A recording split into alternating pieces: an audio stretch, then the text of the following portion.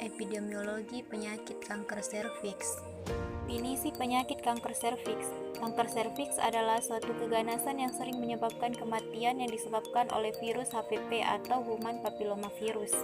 Kanker serviks atau kanker leher rahim merupakan yang terjadi pada serviks atau leher rahim, suatu daerah pada organ reproduksi wanita yang merupakan pintu masuk ke arah rahim, letaknya antara rahim uterus dan liang senggama atau vagina. Klasifikasi kanker serviks terbagi 4, yaitu yang pertama stadium 1. Pada stadium 1, kanker hanya terbatas pada daerah mulut dan leher rahim atau serviks. Pada stadium ini dibagi dua, yaitu yang pertama pada stadium 1A. Baru didapati karsinoma mikroinvasif di mulut rahim. Pada stadium 1B, kanker sudah mengenai leher rahim. Nah, selanjutnya stadium 2. Stadium 2, kanker sudah mencapai badan rahim atau korpus dan sepertiga vagina. Nah, stadium 2 dibagi juga menjadi dua, yaitu pada stadium 2A, kanker belum mengenai jaringan-jaringan di sekitar rahim atau parametrium, sedangkan stadium 2B mengenai parametrium. Selanjutnya, stadium 3. Pada stadium 3A, kanker sudah mencapai dinding panggul. Stadium 3B, kanker mencapai ginjal. Selanjutnya stadium 4. Nah, stadium 4 terbagi juga menjadi dua. Pada stadium 4A, kanker menyebar ke organ-organ terdekat seperti anus, kantong kemih, ginjal, dan lain-lain. Pada stadium 4B, kanker sudah menyebar ke organ-organ jauh seperti hati, paru-paru, hingga otak. Patofisiologi kanker serviks. Perkembangan kanker serviks invasif berawal dari terjadinya lesi neoplastik pada lapisan epitel serviks.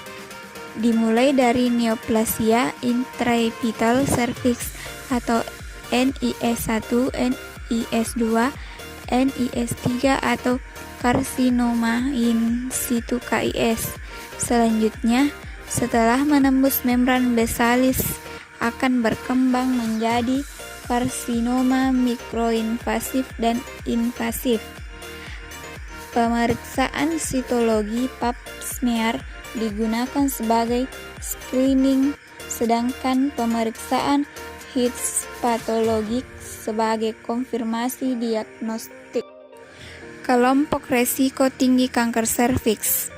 Penyebab utama kanker serviks adalah virus HIV atau human papillomavirus, terutama subtipe 16 dan 18. Virus HIV berisiko tinggi yang dapat ditularkan melalui hubungan seksual adalah tipe 16, 18, 31, 33, 35, 39, 45, 51, 52, 56, 58, 59, 68, 69, dan mungkin masih terdapat beberapa tipe yang lain.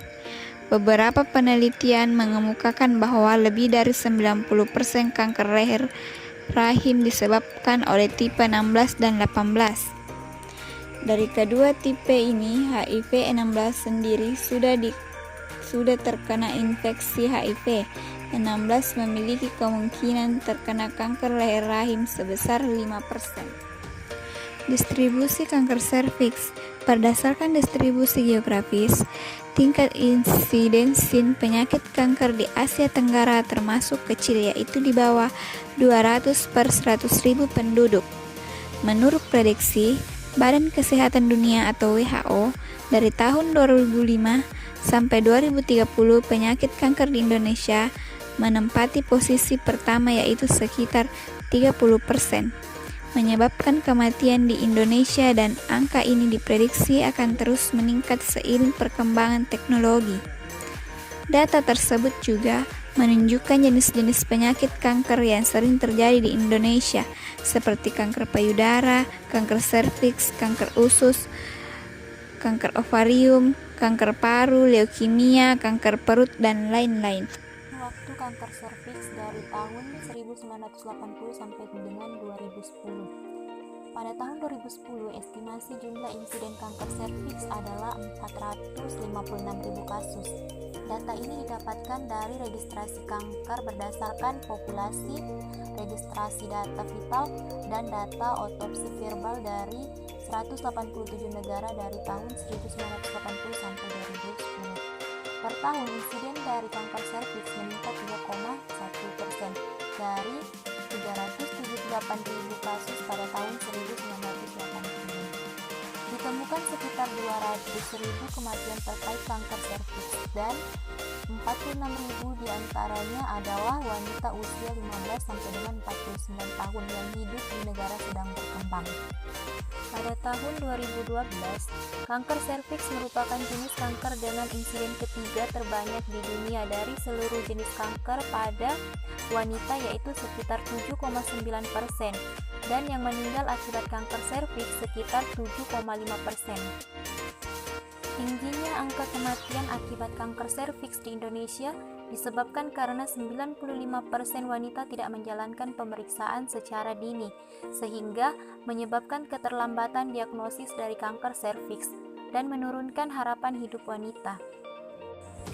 Menurut perkiraan Departemen Kesehatan Republik Indonesia, saat ini jumlah wanita penderita baru kanker serviks berkisar 90 sampai dengan 100 kasus per 100.000 penduduk, dan setiap tahun terjadi 40.000 kasus kanker serviks. Faktor resiko kanker serviks yang pertama itu ada usia. Usia di atas 35 tahun mempunyai risiko tinggi terhadap kanker leher rahim. Semakin tua usia seseorang, maka semakin meningkat risiko terjadinya kanker leher rahim. Yang kedua, usia pertama kali menikah. Menikah pada usia 20 tahun dianggap terlalu muda untuk melakukan hubungan seksual dan berisiko terkena kanker leher rahim 10 sampai dengan 12 kali lebih besar daripada mereka yang menikah pada usia 20 tahun ke atas. Selanjutnya, yang ketiga, wanita dengan aktivitas seksual yang tinggi dan sering gonta-ganti pasangan. Berganti-ganti pasangan akan meningkatkan tertularnya penyakit kelamin, salah satunya human papillomavirus atau HPV. Virus ini akan mengubah sel-sel di permukaan mukosa hingga membelah menjadi lebih banyak dan tidak terkendali sehingga menjadi kanker. Yang keempat, penggunaan antiseptik. Kebiasaan pencucian vagina dengan menggunakan obat-obatan antiseptik maupun deodoran akan mengakibatkan iritasi di serviks yang merangsang terjadinya kanker. Yang kelima, wanita yang merokok. Nikotin mempermudah semua selaput lendir sel-sel tubuh bereaksi atau menjadi terangsang, baik pada mukosa tenggorokan, paru-paru maupun serviks. Namun tidak diketahui dengan pasti berapa banyak jumlah nikotin yang dikonsumsinya bisa menyebabkan kanker leher rahim. Risiko wanita perokok terkena 4 sampai dengan 13 kali lebih besar dibandingkan wanita bukan perokok. Yang keenam, riwayat penyakit kelamin seperti penyakit akibat hubungan seksual berisiko terkena virus HPV karena virus HPV diduga sebagai penyebab utama terjadinya kanker leher rahim, sehingga wanita mempunyai riwayat penyakit kelamin berisiko terkena kanker leher rahim. Yang ketujuh, paritas atau jumlah kelahiran. Semakin tinggi risiko pada wanita dengan banyak anak, apalagi jumlah jarak persalinan yang terlalu pendek. Dan yang kedelapan, penggunaan kontrasepsi oral dalam jangka waktu lama. Penggunaan oral yang dipakai dalam jangka lama, yaitu lebih dari 4 tahun, dapat meningkatkan risiko kanker leher rahim 1,5 sampai dengan 2,5 kali. Tambahan faktor risiko kanker serviks, tambahannya itu ya genetik atau riwayat alamiah. Misalnya, ketika orang tua memiliki riwayat penyakit kanker serviks, kemungkinan besar anaknya akan berisiko terkena kanker serviks karena keturunan dari orang tua. Pencegahan dan pengendalian kanker serviks. Pencegahan itu ada 3. Yang pertama, pencegahan primer. Pencegahan primer kanker leher rahim dapat dilakukan dengan menghindari berbagai faktor resiko serta dengan pemberian vaksin pencegah infeksi dan penyakit terkait HPV. Dan yang kedua, pencegahan sekunder. Pencegahan sekunder adalah penemuan dini atau diagnosis dini, dan terapi dini terhadap kanker leher rahim. Pencegahan sekunder termasuk screening dan deteksi dini seperti pap smear, kolposkopi, PubMed, dan inspeksi visual dengan asam asetat atau disingkat dengan IVA. Dan yang ketiga, pencegahan tersier. Pencegahan tersier berupaya meningkatkan angka kesembuhan, survival rate, dan kualitas hidup dalam terapi kanker. Pengendalian kanker serviks yang pertama itu pembedahan. Pembedahan merupakan salah satu terapi yang bersifat kuratif maupun paliatif. Kuratif adalah tindakan yang langsung menghilangkan penyebabnya sehingga manifestasi klinik yang ditimbulkan dapat dihilangkan. Sedangkan tindakan paliatif adalah tindakan yang berarti memperbaiki keadaan penderita. Selanjutnya yang kedua, terapi penyinaran atau radioterapi. Terapi penyinaran efektif untuk mengobati kanker invasif yang masih terbatas pada daerah panggul. Terus yang ketiga, kemoterapi. Apabila kanker telah menyebar keluar panggul, maka dianjurkan menjalankan kemoterapi. Kemoterapi menggunakan obat-obatan untuk membunuh sel-sel kanker. Terus yang keempat itu ada terapi biologis. Terapi biologis berguna untuk memperbaiki sistem kekebalan tubuh dalam melawan penyakit. Terapi biologis tersebut dilakukan pada kanker yang telah menyebar ke bagian tubuh lainnya. Terus yang kelima ada terapi gen, di mana di sini yaitu terapi gen dilakukan dengan beberapa cara. Yang pertama, mengganti gen yang rusak atau hilang. Terus yang kedua, menghentikan kerja gen yang bertanggung jawab terhadap pembentukan sel kanker.